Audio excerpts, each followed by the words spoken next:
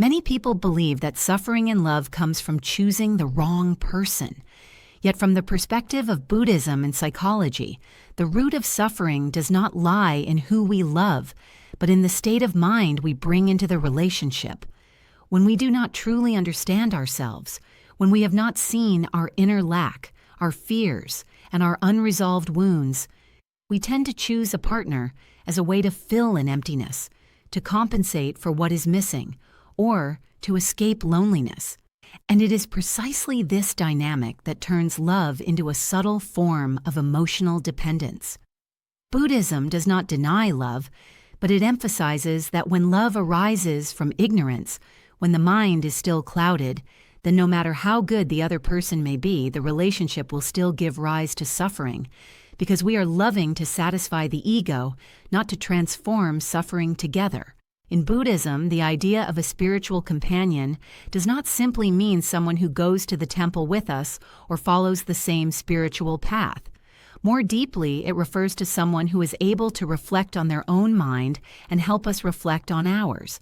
A true life partner is not someone who constantly makes us happy, but someone who dares to remind us to pause when we are being swept away by our emotions. Someone who does not feed our anger just to maintain harmony, but is awake enough to face, together with us, the habitual patterns operating within the relationship. When two people can do good together, cultivate wholesome intentions, and orient their lives toward values beyond the personal ego, marriage is no longer a place to merely satisfy emotional needs, but becomes a living practice space where every friction is an opportunity for cultivation and growth.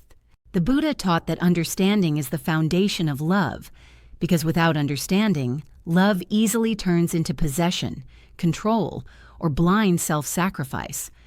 In psychological practice, we see clearly that people are often not hurt by what the other person does, but by the story they tell themselves about those actions.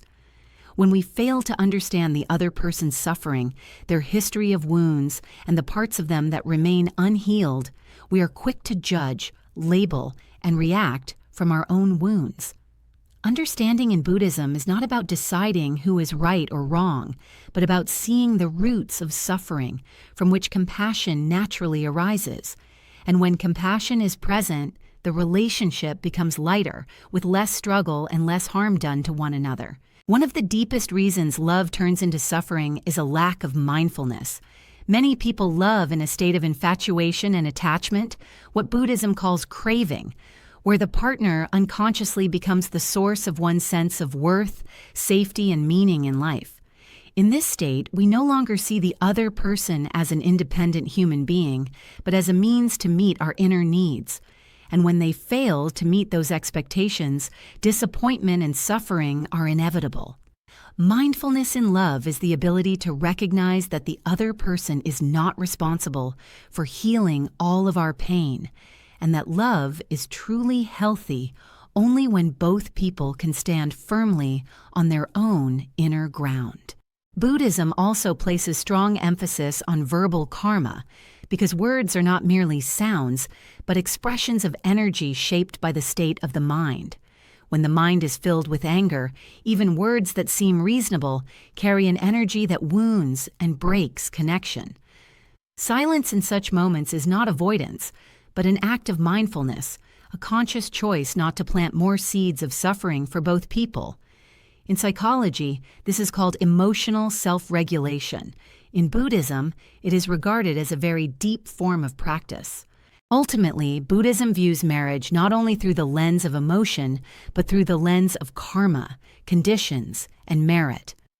Meeting a life partner who can practice together with us is the result of many wholesome causes planted in the past.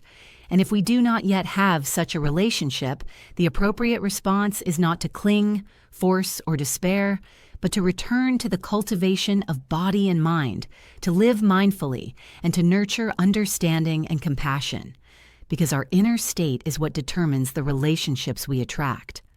Choosing a life partner, according to Buddhism, in the end, is not about choosing someone who makes us happy, but choosing someone who helps us become less ignorant, less attached, and suffer less over the long journey of life.